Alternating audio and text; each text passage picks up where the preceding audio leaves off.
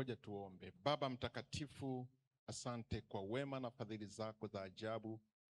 Asante Mungu mtakatifu kwa kutupatia tena siku ya leo. Ni Jumatano ya kwanza kabisa katika mwaka huu, mfalme wa amani. Tunahitaji kuanza pamoja na wewe kwa ushindi na nguvu tele. Asante Roho Mtakatifu ambaye upo katikati yetu kutufundisha, kutukumbusha, kutuelekeza. Wewe ni mwema siku zote kwa sababu unatuwazia yaliyo mema. Asante mfalme kwa ajili ya kila mmoja uliyemjalia kuwepo nyumbani mwako siku ya leo. Na kushukuru Bwana hata kwa ajili ya wale wanaotufuatilia. Baba, tunazidi kujikabidhi mikononi mwako wote katika jina lake Yesu Kristo. Amen. Bwana asifiwe.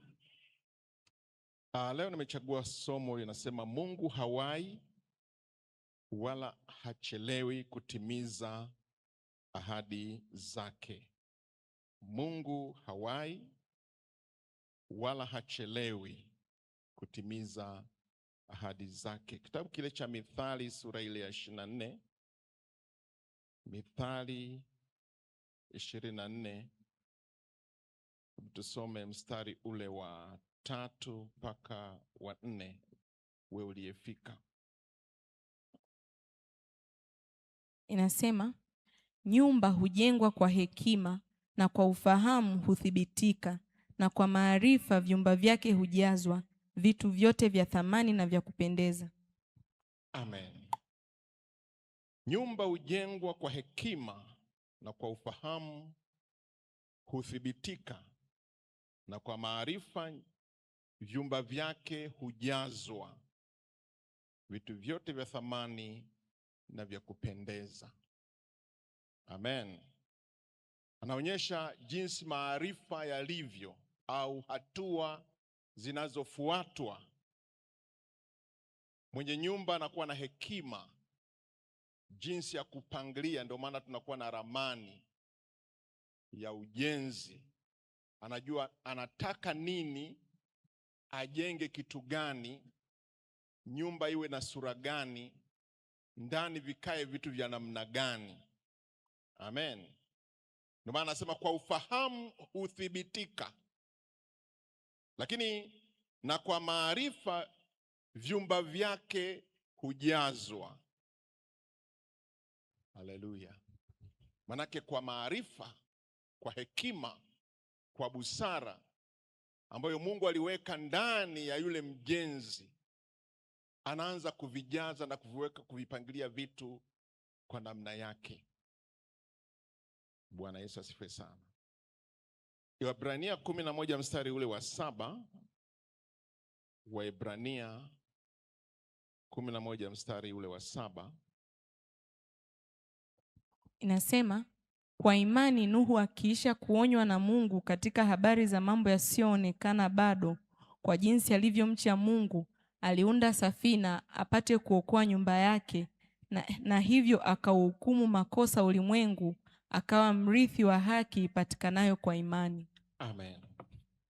Mrithi wa haki ipatikanayo kwa imani.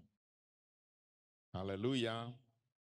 Tena tunajifunza hapa jinsi ambavyo Nuhu, Bwana anasema akiisha kuonywa na Mungu kwa lile litakalotokea mbele, akaanza kuweka mikakati, mipango, jinsi gani atajiokoa yeye na nyumba yake, akimwamini Mungu aliyemwonya kwamba atamsaidia. Amen. Yeremia 29 na mstari wa 11. Ni mstari ambao tumeuzoea sana. Anasema Mungu anatuwazia yaliyo mema, kutupa tumaini katika siku zetu za mwisho. Nimechagua somo hili nikijua kwamba tunaanza mwaka huu wa 2026. Kuna mambo mengi mbele hatujayaona kwa macho, lakini kwa imani tumeamua kuupanda mwaka 2026. Tumeanza kuchukua hatua. Amen. Matokeo bora yanatokana na maandalizi yaliyo bora. Haleluya. Ili upate matokeo yaliyo bora, lazima pia ufanye maandalizi yaliyo bora, kwa sababu unatengeneza msingi wa kubeba kitu kilicho bora cha thamani ambacho ndani yako Mungu amekiweka, ukijua kwamba mwishoni Mungu atakuwa amekamilisha. Nimezungumza hapa habari za Nuhu. Alirithi kwa imani, alimwamini Mungu, alafu akaanza kutenda kila ambacho Mungu amekiweka ndani yake baada ya kuonywa au kufundishwa au kuelekezwa. Mungu huwa anatupa ramani ndani ya mioyo yetu. Bwana asifiwe.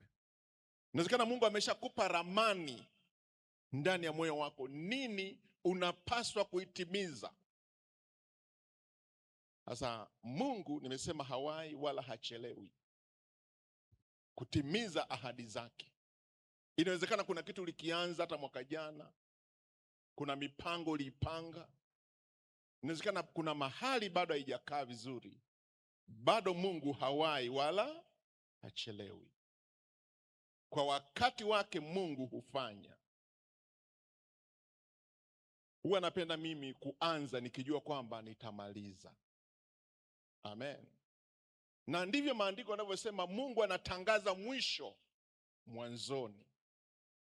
Kabla ya hujaanza Mungu ameshakuonyesha. Bwana asifiwe. Nilisema wiki iliyopita, nafikiri sio kwenye maombi yale, nilisema Mungu huwa hakuonyeshi pagale wala uwanja, anakuonyesha nyumba. Amen. Anakuonyesha nyumba. Kumbuka tulipokuwa tunajenga kanisa pale kwa askofu mkuu, hata kabla tujaanza kujenga, kuna mtu mmoja akasema, nimeliona kanisa kubwa, halijajengwa, lakini anasema nimeliona kanisa kubwa. Bwana asifiwe. Lakini wakati huo tulikuwa tuna kanisa lile la udongo, ndio tunaabudia humo. Sasa niseme hivi, Mungu hakuonyeshi kiwanja wala pagale. Amen. Mungu anakuonyesha kitu kilichokamilika, kwa sababu yeye akianzisha jambo lazima akamilishe. Na hivyo Bwana aliyeanzisha kazi njema ndani yako lazima atakwenda kuikamilisha pia.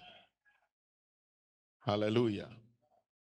Usipokuwa na maandalizi katika eneo lolote katika maisha yako, usitegemee kupata matokeo mazuri.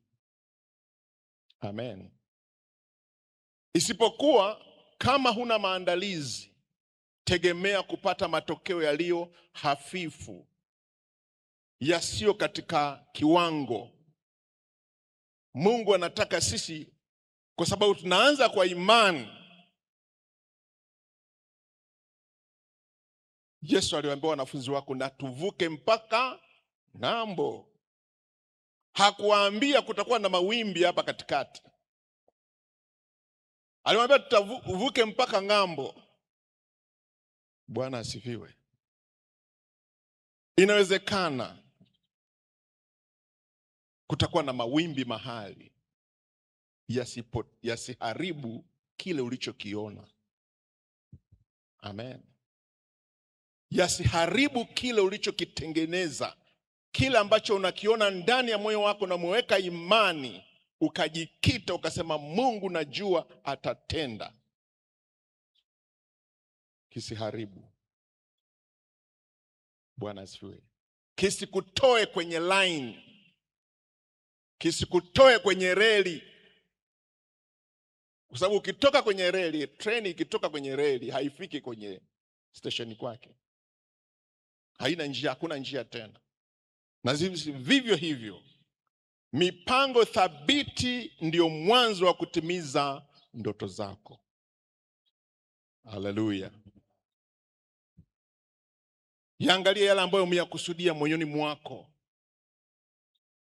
Na Endelea kumshirikisha Mungu kwamba Mungu, nimekusudia. Kuna mipango ya binafsi, kuna mipango ya kifamilia, kuna mipango ya kanisa. Katika kila eneo, we mwenyewe usiwe kikwazo. Usiwe kikwazo kwa familia yako. Usiwe kikwazo katika kanisa la Bwana pia. Ila we uwe chachu ya kutimiza kusudi la Mungu likatimia. Bwana asifiwe sana. Unajua kuokoka ni kupewa ufahamu. Kuokoka ni kupewa akili. Kuokoka ni kuongezewa uwezo. Vile ambavyo ulikuwa huvijui, huviwezi, Mungu anapokuokoa anakupa ufahamu. Jinsi gani ufanye? Utendeje? Nani afanye na wewe? Usaidiwe na nani? Nani awe msaada kwako? Ni kuwezeshwa kufanya yale ambayo hatuwezi kuyafanya.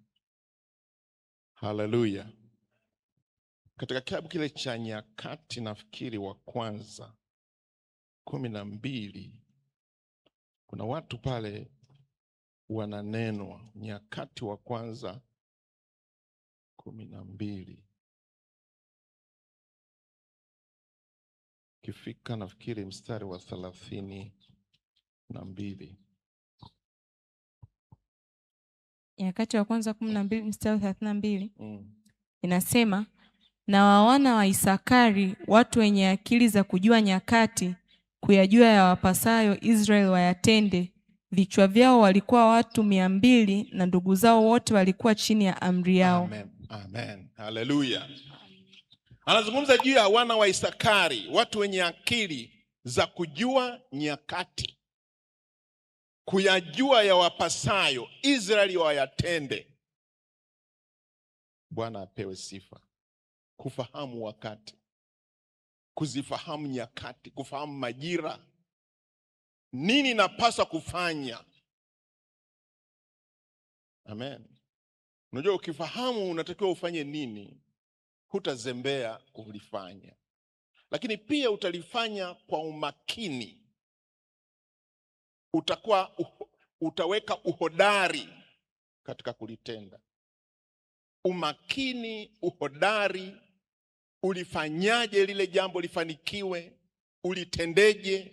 Kwa jinsi ipi? Sasa Mungu ndo anatupa pale hekima, anatupa busara, kwa sababu yeye ndio ambaye amekutengenezea ramani. Anakuonyesha hapa, pita huku, usipite huku, fanya hivi, hapo simama, ingia kwenye maombi. Bwana asifiwe. Unajua unapotengeneza barabara, kuna wakati unatengeneza, kuna wakati utatumia shoka, si ndio?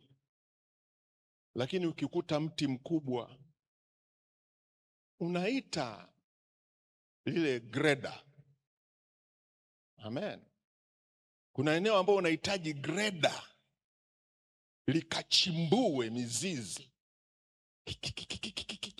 alafu mti utoke, ung'oke, ukatupwe mbali. Hayo ni maombi. Wakati mwingine inabidi uingie kwenye maombi, kwa sababu kuna adui anataka kukuharibia lile ambalo umelipanga liwe. Unalazimika.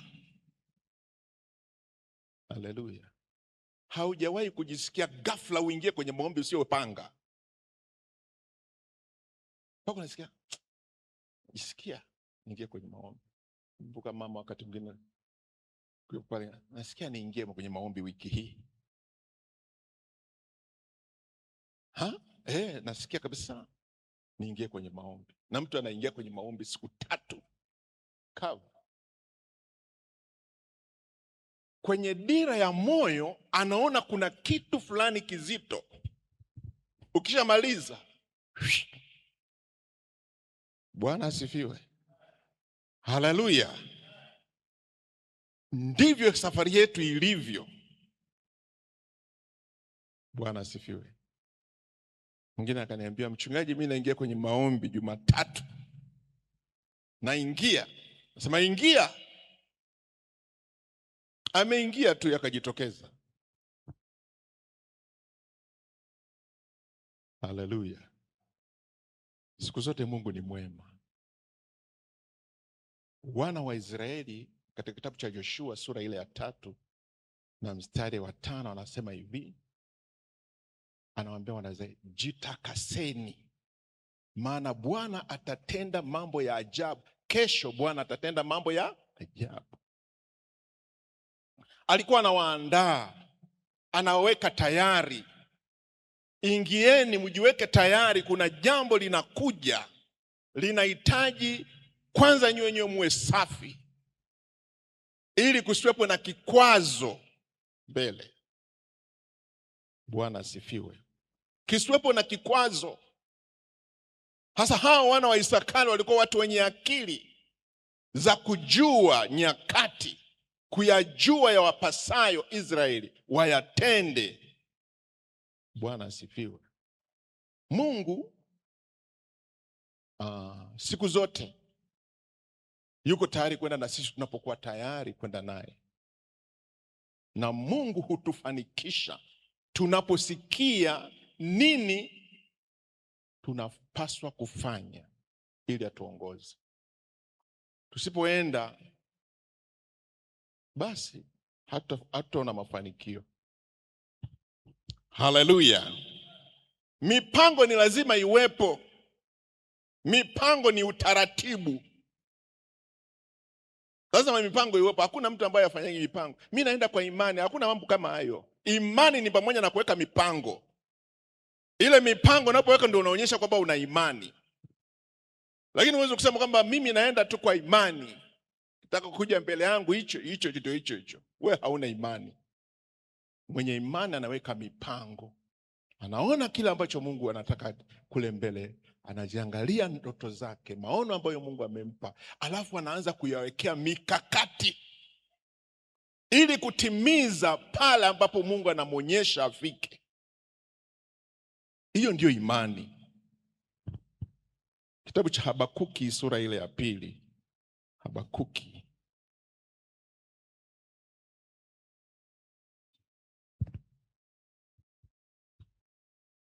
Ukifika soma mstari ule wa 2. Inasema, Bwana akanijibu akasema, iandike njozi ukaifanye iwe wazi sana katika vibao, ili aisomaye apate kuisoma kama maji. Haleluya. Iandike. Bwana asifiwe. Bwana akanijibu akasema, iandike njozi ukaifanye iwe wazi sana katika vibao, ili asomaye apate kuisoma kama maji.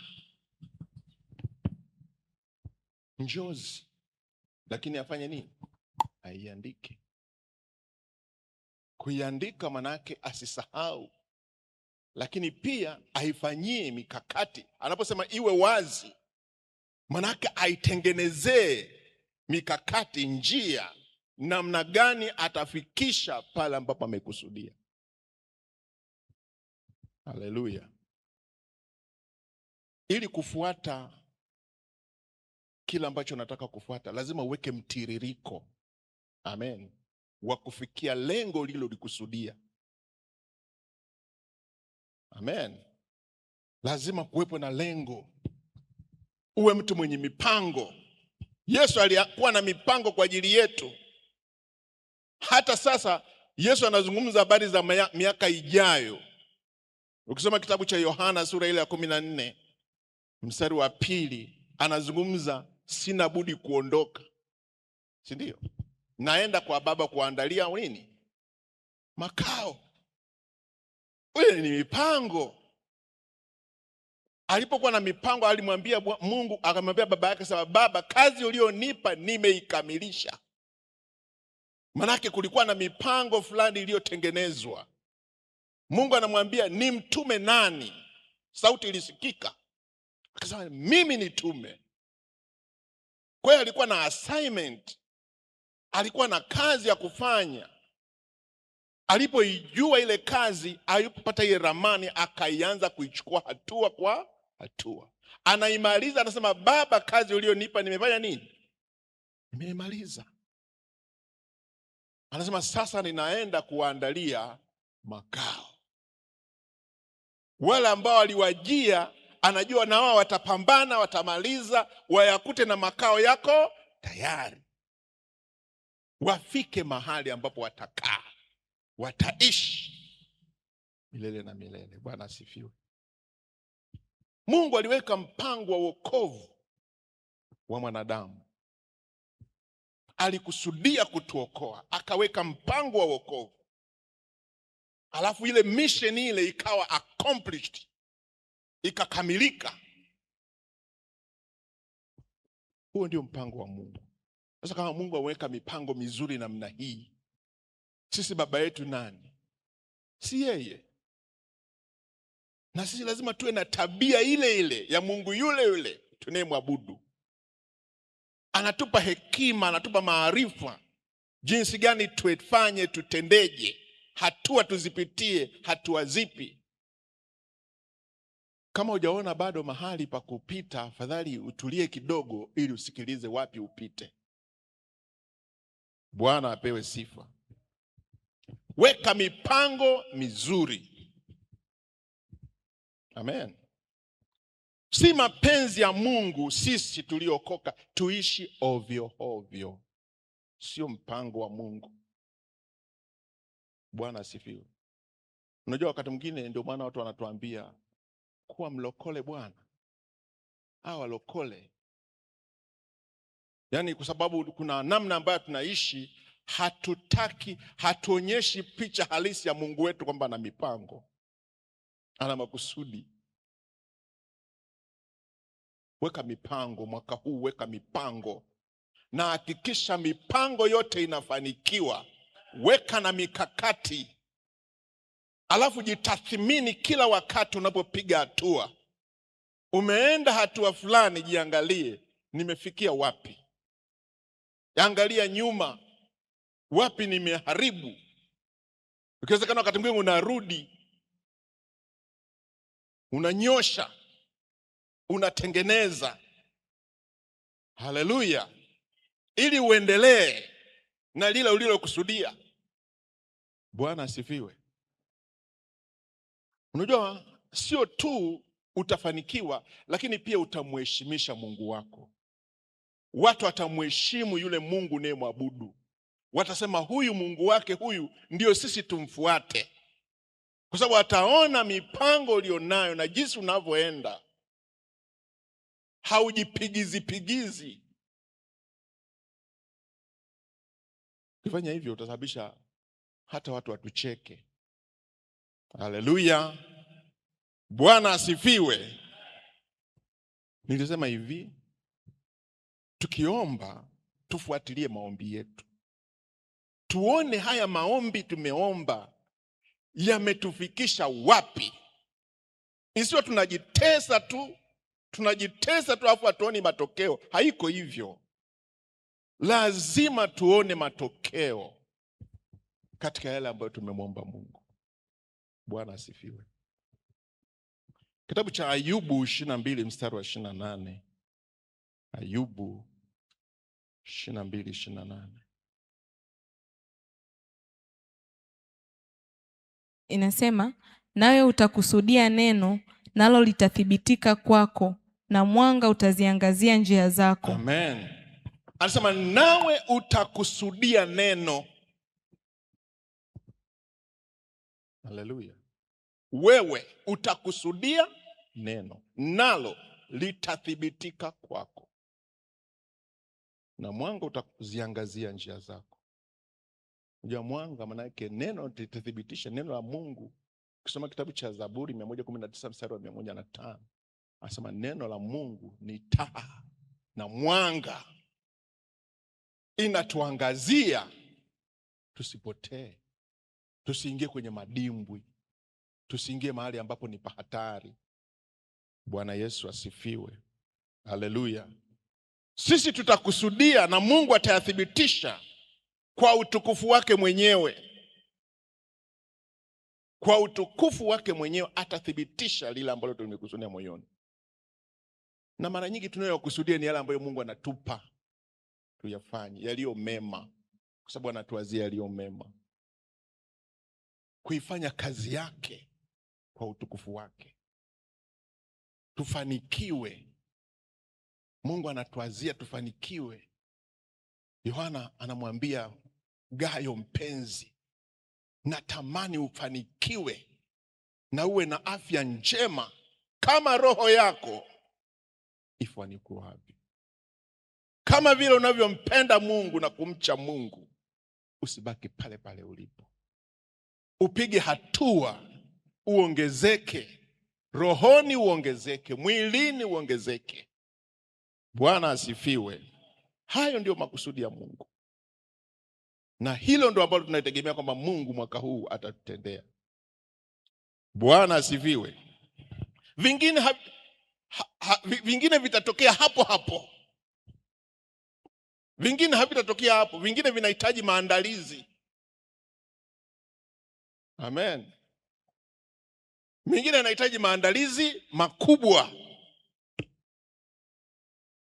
kwa sababu vinavyozaliwa ni vikubwa. Niwahi kuwatolea mfano ambao niwahi kuusoma.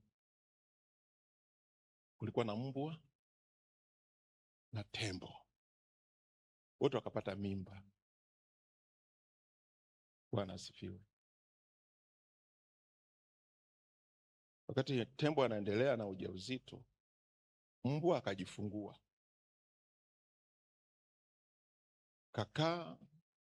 Mbwa akapata mimba tena, akajifungua. Tembo bado yuko mjamzito. Mbwa akazaa, akapata mimba tena, akazaa.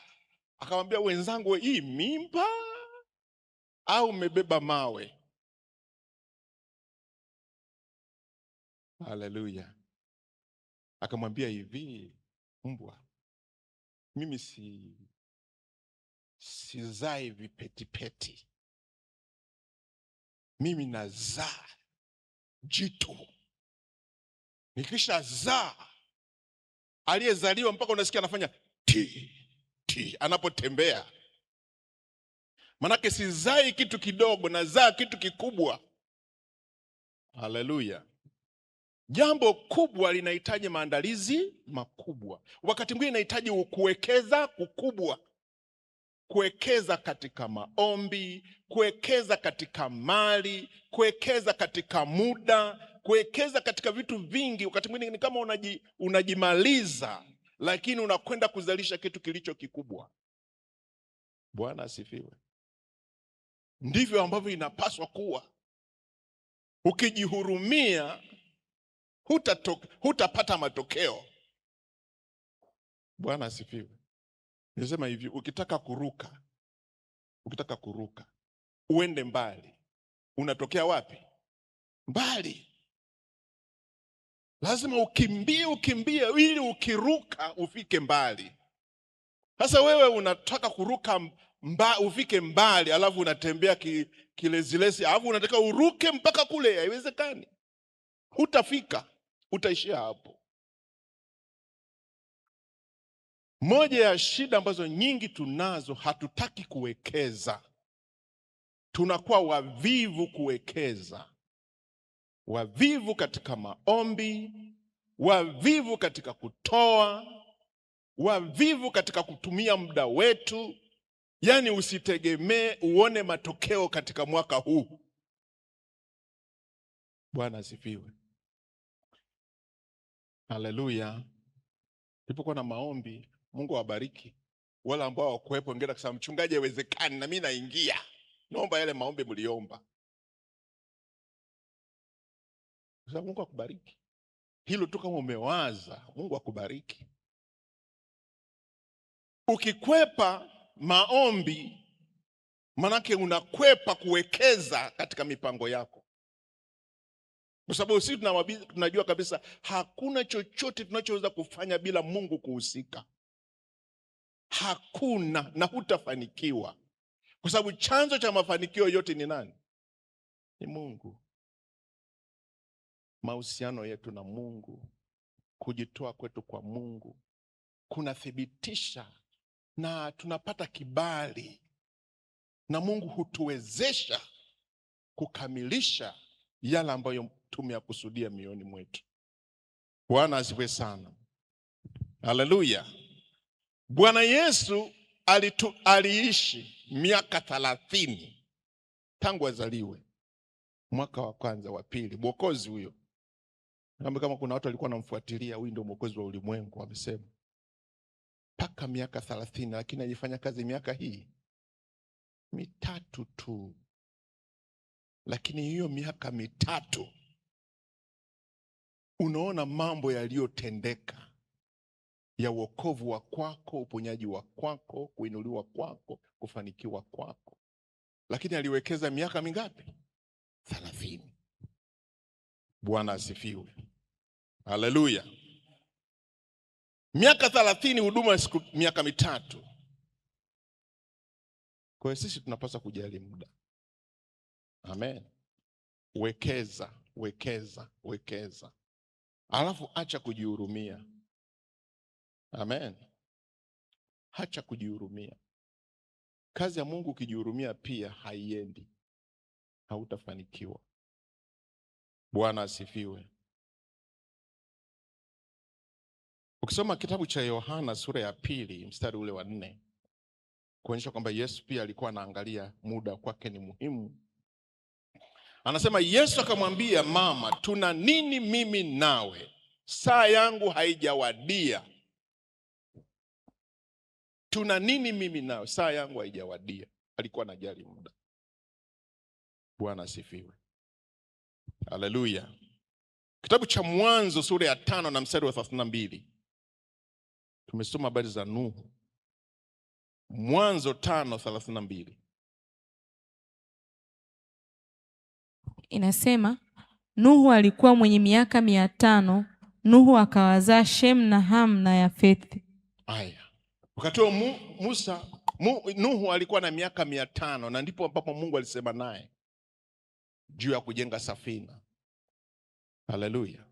Soma Mwanzo 7:6. Naye Nuhu alikuwa mtu wa miaka 600 hapo hiyo gharika ya maji ilipokuwa juu ya nchi. Muda gani tofauti? Miaka 100. Haleluya. Kwa mwingine Mungu anaweza akakusemesha mpaka kutimia lile jambo likakamilika. Sasa ukisema, ndio nimesema Mungu hawai wala, ukianza kupanga, ndio maana tunaombaga vitu vingine tunabidi kusubiri, kungoja. Bwana asifiwe. Kungoja kwa wakati wa Mungu. Kama Nuhu alikuwa amewaambia watu Mungu amesema naye kutakuwa na gharika, wengine wanasema huyu mzee amechanganyikiwa. Anajenga safina, huyu mzee amechanganyikiwa. Kama walikuwa wanaleta mbao anawalipa, anasema ngoja tu ile pesa ya huyu mzee. Wengine wanakuja wanagonga pale, lete hela yetu. Wanakwenda, ndio maana Biblia anasema watu walikuwa wanakula na kunywa, wanaoa na kuolewa, wasijue kila ambacho Mungu anakwenda kutenda. Bwana asifiwe. Muda. Wakati mwingine inabidi kukaa, kusubiri, kungoja ili Mungu atende kwa wakati. Bwana asifiwe. Ahadi za Mungu. Kufikia ahadi ya Mungu wakati mwingine inahitaji uvumilivu sana. Uvumilivu. Usipokuwa mvumilivu, unaharibu kabla ya wakati. Bwana asifiwe. Niona mfano mmoja ambao nimewahi kusikia au kuona. Kipepeo. Kipepeo kabla hajawa kipepeo anakuwa buu. Nafahamu? Lakini hata chukule mfano wa rais wa nyumbani. Kuku tu yai ambayo kuku anakalia. Lile yai kabla ya wakati wake, hata kama ukilisikia lina mtoto, ukilivunja umtoe yule mtoto, hataishi. Hawezi kuishi. Na yule kipepeo mmoja akajaribu kumsaidia, akaona kama anapata tabu hivi kwa sababu anajinani atoke, anataka anajitoa taratibu. Mmoja akasema, sasa mwenye si nimsaidie tu. Alipofanya hivi, kamkata, amekufa. Kwa nini? Ulikuwa wakati wake, hatua kwa hatua alikuwa anajitoa. Bwana asifiwe. Kuna vitu ambavyo Mungu anafanya vikisha kamilika. Wakati mwingine ni wewe na mimi tunatengenezwa na Bwana ili tutoke tukiwa wale watu ambao Mungu anataka wawe. Haleluya. Wakati mwingine anapima uvumilivu wako ili upate kitu unachostahili. Bwana asifiwe. Petro wa pili 3:8-9. Petro wa pili 3:8-9.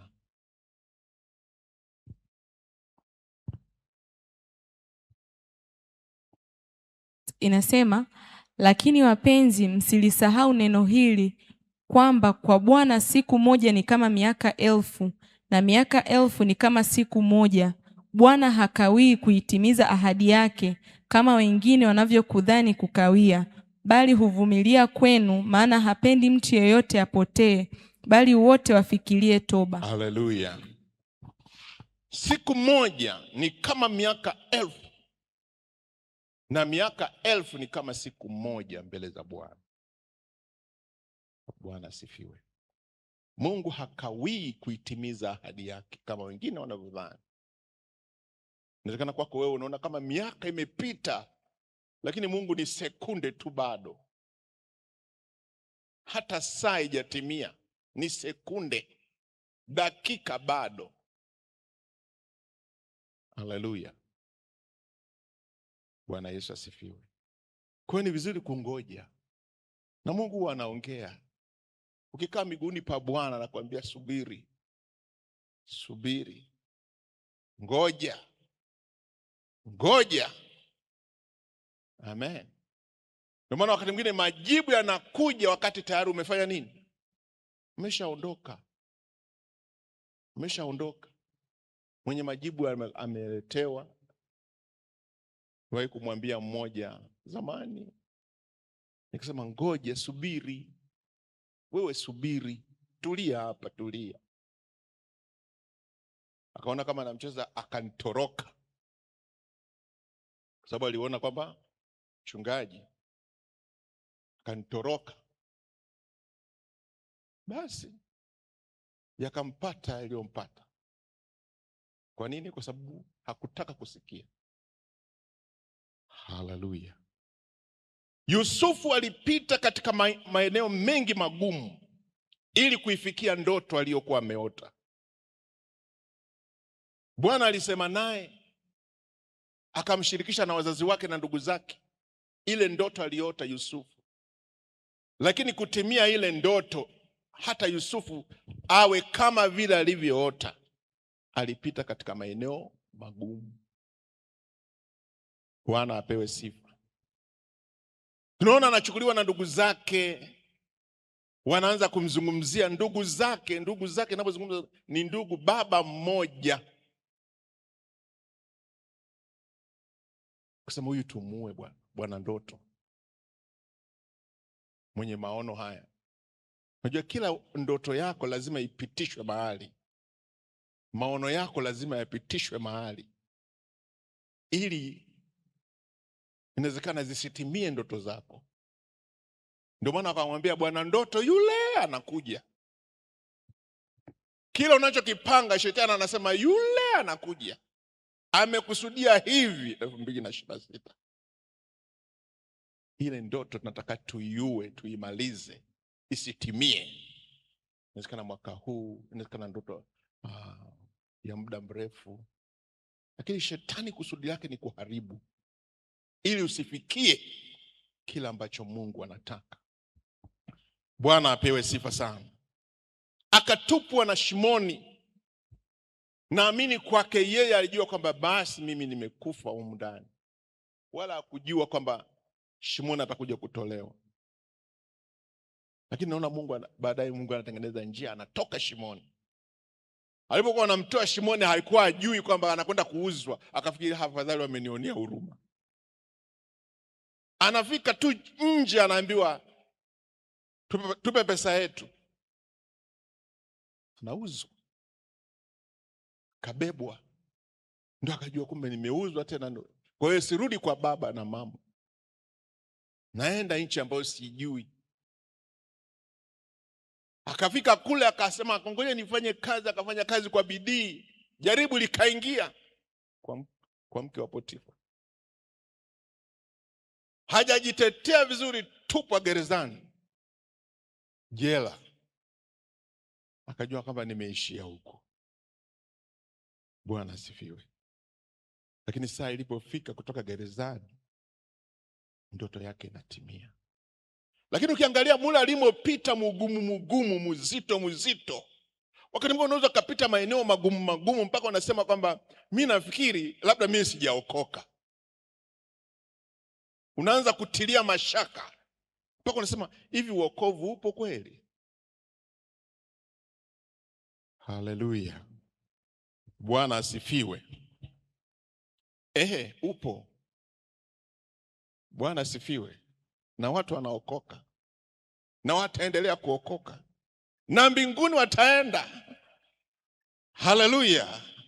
Lazima na wewe ujue kwamba huko katika njia iliyo sahihi, ila kuna maeneo magumu unaweza ukapita. Mungu hawezi kukuacha.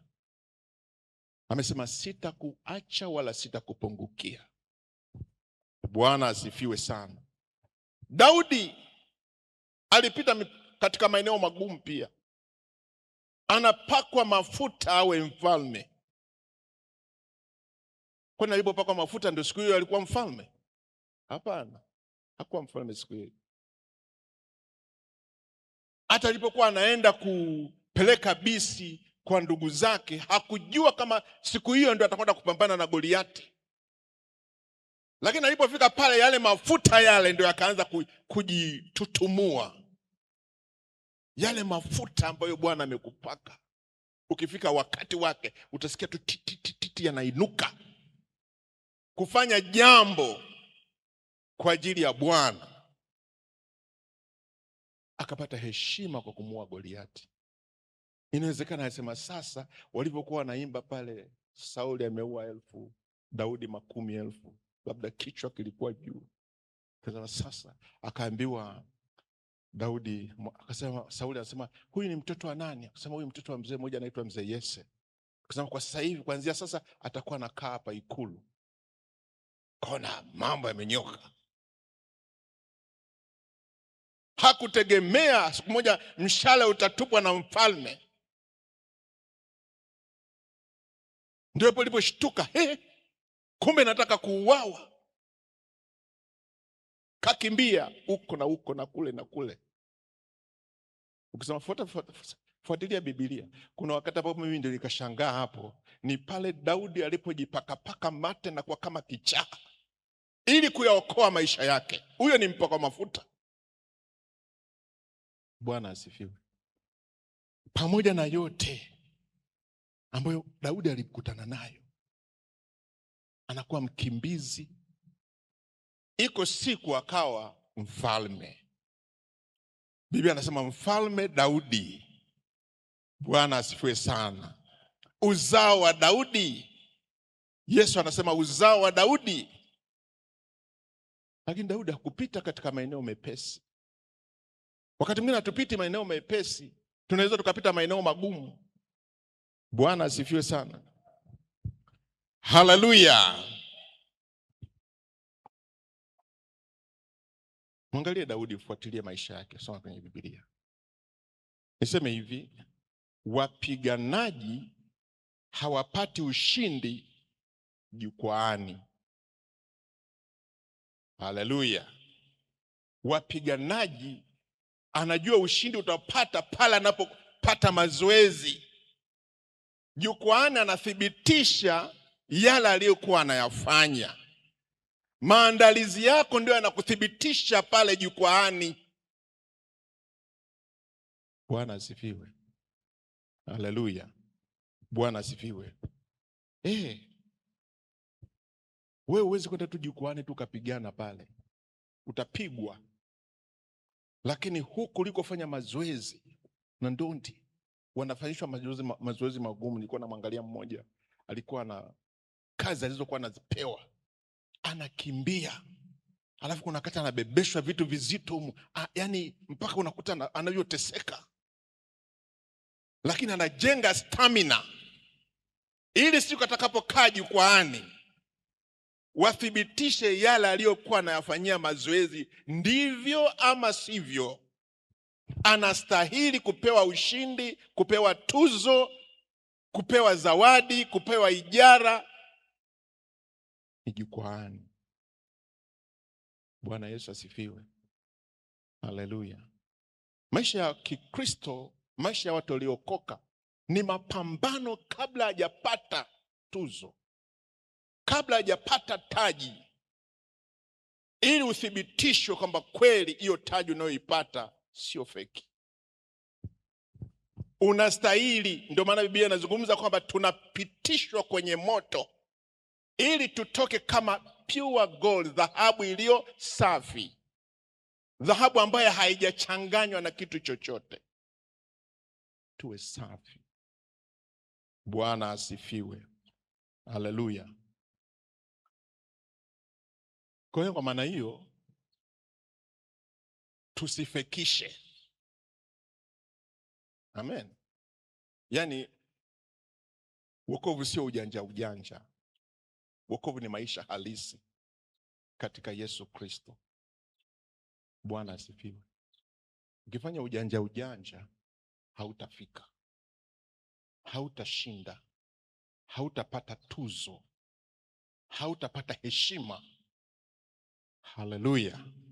Wanaopata ni wale ambao wameshinda kihalali. Bwana asifiwe. Na maisha yako leo yanatabiri mwisho wako.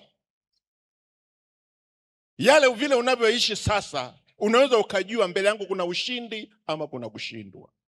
Kwa nini? Kwa sababu maandalizi ya maisha yetu sisi kama watu wa Mungu tunayo wenyewe hapa tunavyojiandaa. Bwana asifiwe. Kwa sababu Mungu acheleweshi mafanikio. Hapana, mafanikio tunayotengeneza si wenyewe. Vile unavyoishi, vile unavyofanya, vile unavyotenda, haijalishi wewe uwe mtumishi, wewe uwe mshirika, uwe vyote vile tunavyojiandaa, ndivyo mafanikio yetu yatakavyokuwa kule mbele. Bwana asifiwe sana. Haleluya. Kwa hiyo hakikisha unatengeneza nini hapa. Hivi nilitoa mfano, ule mfano nilisema yule ambaye alikuwa ameambiwa ajenge, yule engineer yule ajenge nyumba. Nilitoa kipindi cha maombi. Bwana asifiwe. Kwa faida ambao hawajakuepo. Kulikuwa na engineer, kwa mjenzi mzuri sana, stadia, mwenye sifa ya kutosha. Kajenga, baadaye akachoka, akasema nimekuwa nikimtumikia huyu bwana, sioni chochote anachonipa. Sasa heri niache kazi, nikafanye kazi zangu mwenyewe. Kwa hiyo akamwendea yule mwenye mkuu wa kampuni, nataka niache kazi mwaka huu, nimeona sasa hivi nikafanya. Sasa alikuwa amempenda sana, akamwambia nimefanya kazi na wewe kwa miaka mingi sana. Sasa kabla hujaondoka, nataka unijengee nyumba hii moja ya mtu mmoja, kwa sababu hakuna engineer anaweza kaijenga hiyo nyumba isipokuwa wewe.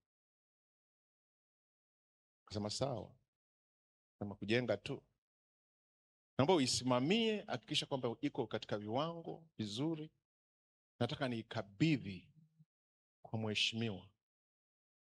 Kwa hiyo akaanza kujenga ile nyumba. Sasa aliposema kaza, kwa sababu alikuwa anasema nataka kuacha kazi, nimemtumikia hajanipa vitu vya maana nini, akaanza sasa akijenga msingi ule, ratio ya usimenti na nyingine anaichota. Simenti mfuko mmoja anatoa tofali 30, yeye anatoa 40 au 50. Kwa tofali inakuwa haziko katika kiwango. Msingi baada ya kuipeleka chini akaweka tu juu. Kila kitu akakiharibu hela na ziwara. Akakosa uaminifu kwa dakika yake ya mwisho. Basi siku ile ya tukio akaenda kumwambia bosi, jengo nimeshakamilisha, liko vizuri, nataka nilikabidhi. Yule mkuu kaandaa sherehe kubwa, akasema basi sasa mheshimiwa atakuja siku hiyo, naomba kuwe na sherehe. Basi siku ya sherehe kubwa ya ufunguzi wa lile jengo, yule mkuu, yule bosi akasema, jamani, mimi nashukuru Mungu sana. Huyu bwana nimefanya naye kazi miaka mingi, amefanya mambo, nimefanya project kubwa, serikalini imepewa project kubwa. Kwa hiyo nikataka nyumba ya gharama hii ili iwe zawadi yake. Kwa hiyo ndugu, ninakukabidhi hii nyumba, ni ya kwako. Alijisikiaje? Sijui kama alianguka wakamzoa, sifahamu, lakini alikuwa anatengeneza akifikia anamjengea nani? Bosi. Kumbe ilikuwa nyumba yake mwenyewe. Wakati mwingine tunaweza tukafikiri tunafanya kwa ajili ya fulani, labda kwa ajili ya mchungaji, labda kwa ajili ya wazee. Hatujui kwamba yale tunayofanya yale tunajitengenezea sisi msingi ambao utabeba nyumba tunayoijenga. Haleluya. Yatasababisha mazao fulani katika maisha yetu kiroho. Yatatupa kibali mbele za Mungu. Yale tunayoyafanya, bidii yako nyumbani mwa Bwana, kujitoa kwako nyumbani mwa Bwana, kuifanya kazi ya Mungu, kila unachokifanya Mungu ana count. Mwisho kila mtu anapokea kulingana. Ndio maana Biblia inasema kazi yako ikikaa una thawabu, lakini ikipitishwa kwenye moto ikateketea, basi. Haleluya. Bwana asifiwe sana. Mungu wetu hawai wala achelewi. Amen. Hata wewe Mungu ujue ana jambo na wewe. Liko jambo ambalo Mungu analikusudia katika maisha yako. Amen. Yesu wakati anafanya maandalizi yake, usifikiri kwamba hawakuwepo wagonjwa. Vipofu alikuwa anapita, anawapita vipofu, viwete anawapita, wafu anawapita, lakini muda wake ulikuwa bado. Kwa nini? Kwa sababu muda wa Bwana ulikuwa bado. Haleluya. Bwana asifiwe. Ndio maana Biblia anasema Yesu katika kitabu cha Luka 2:52 akakuwa kwa kimo na hekima, akaongezeka nguvu. Ongezeka nguvu, zikusanye nguvu. Amen. Kadiri unavyozikusanya nguvu, ndivyo unavyokuwa na uwezo wa kupasua mawimbi na kusonga mbele. Haleluya. Kuwa na mipango mizuri katika maisha yako. Angalia Mungu aliyekuita, Mungu aliyekuokoa. Wokovu ni wa thamani machoni pako. Kwa hiyo angalia vile unavyofanya, unavyotenda, ili usipoteze yale ambayo Mungu amekusudia katika maisha yako. Hebu tusimame wakati huu. Mungu wetu tunakuabudu. Mungu wetu tunakuabudu. Oh, Mungu wetu wetu twasema asante. Mungu wetu tunakuabudu, Mungu tunakuabudu, tunakuabudu, Mungu wetu tunakuabudu. Haleluya, tunakuabudu. Mungu twasema asante, twasema asante. Mungu wetu twasema asante. Haleluya, twasema asante. Mungu tunakuinua, tunakuinua. Mungu wetu tunakuinua. Haleluya, tunakuinua. Mungu twasema asante. Oh, twasema asante. Mungu wetu twasema asante. Haleluya, twasema asante. Wakati umefunika macho yako, ndani ya moyo wako wewe unajua yale ambayo unatamani Mungu ahusike na maisha yako. Kama una kitu ambacho umekipanga na sema, Mungu, mwaka huu nahitaji unitangulie, utembee na mimi. Wakati mwingine hujajielewa, haujui ufanyeje, utendeje. Bado Mungu yuko mwanzoni na sisi kutenda jambo. Yuko tayari kututengenezea mpango ulio bora, mzuri katika maisha yetu, tunapoyakabidhi maisha yetu kwake. Bwana Yesu yeye ni mwaminifu kabisa. Kama unasema mimi nahitaji maombi, Bwana Yesu anisaidie, ili ninapokwenda mwaka huu, napoanza kuupanda, Mungu neema yake sinipungukie. Nahitaji neema ya Mungu inifunike. Chukua hatua, uje hapa mbele, ili Bwana apate kufanya kitu katika macho, aumbe kitu ndani yako, asababishe neema ya Bwana ipate kukufunika na utukufu wa Bwana ukapate kuwa juu yetu. Na kwa vile watumishi wa Mungu wako mahali hapa, karibuni watumishi wa Mungu, tupate kuomba kwa ajili ya jambo hili, Bwana apate kutenda. Wewe uliyefika hapa, nifuatishe maneno haya kabla watumishi wa Mungu hawajaweka mikono na kukuombea. Sema, Bwana Yesu, asante kwa neema hii ya kuingia mwaka huu mpya. Wewe umeniruhusu nikanyage 2026. Sioni mbele bila wewe Mungu kuhusika. Nipe akili, nipe ufahamu, niwezeshe Bwana.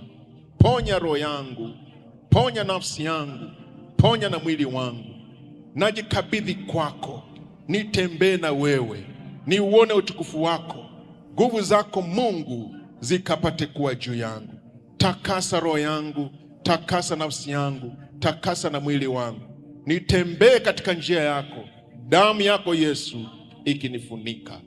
Watumishi wa Mungu watakuwa wakiomba hapa kwa ajili yako na kuwekea mikono. Baba, katika jina la Yesu takatifu, Mungu uliyejaa neema na rehema, Mwokozi uliyeshinda kifo na kaburi, Kristo piganie, watetee, wazingire Bwana, neema na rehema vikao pamoja naye kwa jina la Yesu Kristo. Ila zote za yule adui mwaka huu kwa jina la Yesu, vilivyofichwa vyote Bwana vikatolewe kwa jina la Yesu Kristo. Roho Mtakatifu shuka, Bwana uliyejaa neema na rehema shuka. Mungu mtakatifu, mwaka huu mtoto wako akaione neema yako, mtoto wako akazione baraka zako, mtoto wako akauone mkono wako, e Bwana, katika jina la Yesu Kristo. kila hila, kila roho, kila madhabahu iliyo kinyume na mapenzi ya Mungu ikanyamaze kimya. Bwana watetee, Bwana mpiganie mtumishi wako. Roho Mtakatifu achilia mapenzi yako katika jina la Yesu. Roho wa uzima shuka, Baba wa mbinguni shuka, Mtakatifu mwema shuka. Wewe ni Mungu kimbilio letu, wewe ni Mungu msaada wetu. Achilia neema yako, achilia nguvu zako, achilia roho wako Bwana, akaachilie neema katikati ya mtoto wako mwaka huu Bwana, akazione nguvu zako, akazione baraka zako, akatembee katika pendo lako katika jina la Yesu, katika jina la Yesu. Roho wa uzima, Mungu wa mbinguni, achilia neema yako, tendee Bwana mwaka huu Kristo, akazione nguvu zako, akazione baraka zako. Mtokee Bwana, mtendee Bwana katika jina la Yesu Kristo. Naomba msogee mlioko nyuma kwa jina la Yesu Kristo, kwa jina la Yesu Kristo. Roho wa uzima, Roho wa Mungu, tembea. Jehova Nisi, Jehova Jire, Adonai, El Gibo, El Shaddai, Mungu wa mbingu na nchi, watendee wema. Bwana watetee Yesu, achilia mapenzi yako, angusha ngome, angusha kazi adui. Roho wa uzima, ukawatetezi, ukawapiganie, ukawasaidie katikati ya mipango yao, katikati ya kazi zao, wakaone baraka, wakaone neema, wakaone kufanikiwa, wakaone kufanikiwa kwa jina la Yesu, kwa jina la Yesu. Madhabahu za adui, nguvu za giza, roho chafu, vita, mapambano kwenye maisha yao, toka adui shetani, toka adui shetani. Bwana, simama na mtoto wako, achilia neema na rehema, achilia neema na rehema, achilia neema na rehema. Yesu mkumbuke, Bwana mpiganie, Bwana mtetee. Damu ya Yesu, damu ya Yesu, damu ya Yesu, damu ya Yesu ikanene mema katikati ya maisha yao.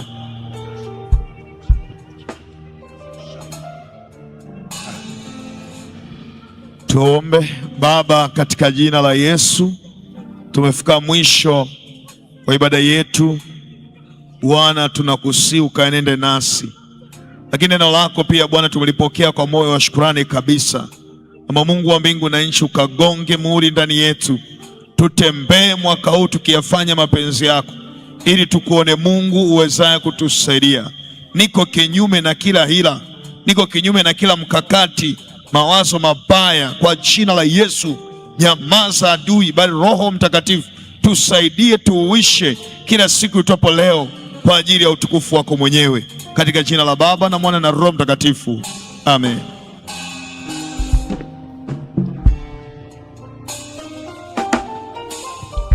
Mungu akubariki. Mpe mkono jirani yako, mwambie Mungu akubariki. Muende na amani ya Bwana.